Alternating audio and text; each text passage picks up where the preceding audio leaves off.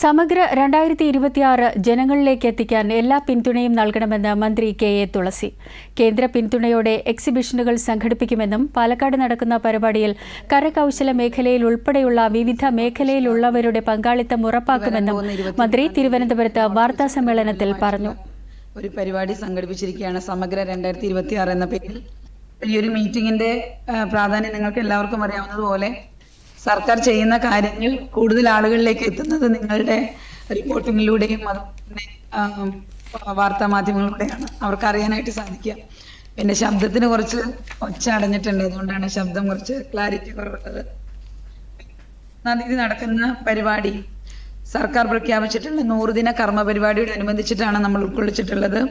അപ്പൊ അതിൽ പ്രധാനമായിട്ടും പട്ടികജാതി പട്ടികവർഗ പിന്നോക്കക്ഷേമ വകുപ്പിൽ 31 പദ്ധതികളാണ് നമ്മൾ 100 ദിന കർമ്മ പരിപാടിയിൽ ഉൾക്കൊള്ളിച്ചിട്ടുള്ളത്. അപ്പൊ അതുമായിട്ട് ബന്ധപ്പെട്ട് പലപ്പോഴും നമ്മൾ നടത്തുന്ന പരിപാടിയിൽ പല വകുപ്പുകളുടെ ഏകോപനങ്ങൾ പലപ്പോഴും നടത്തുന്നതിൽ ചെറിയ വീഴ്ചകളൊക്കെ സംഭവിക്കാറുണ്ട്. അപ്പൊ നമ്മളിപ്പം ആസൂത്രണം ചെയ്തിട്ടുള്ള ഒട്ടുമിക്ക നമ്മുടെ സംസ്ഥാനത്തുള്ള എല്ലാ വകുപ്പുകളുടെയും പിന്തുണയും അതുപോലെ തന്നെ ഏകോപനം ഉറപ്പുവരുത്തിയിട്ടാണ് ഈ പരിപാടി സംഘടിപ്പിച്ചിട്ടുള്ളത്. ഇതിൽ ഏകദേശം 16,000-ഓളം ഗുണഭോക്താക്കൾക്ക് ഏറ്റവും അടിയന്തരമായിട്ട് സഹായം കിട്ടുന്ന രീതിയിലാണ് ഈ പദ്ധതി ആവിഷ്കരിച്ചിട്ടുള്ളത്. അപ്പൊ കാലാനുസൃതമായിട്ടുള്ള മാറ്റങ്ങളും കൂടെ ഉൾക്കൊണ്ടുകൊണ്ടുള്ള ഒരു പ്രഖ്യാപനമാണ് 23-ാം തീയതി നടക്കുക.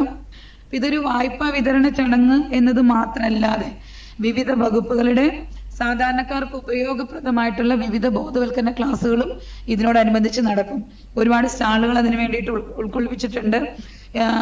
ഈ പരിപാടിയുടെ മുന്നൊരുക്കത്തിന്റെ ഭാഗമായിട്ട് നമ്മളെല്ലാവരും നേതൃത്വം കൊടുത്ത വളരെ വിപുലമായിട്ടുള്ള യോഗം 1-2 തട്ടില് വളരെ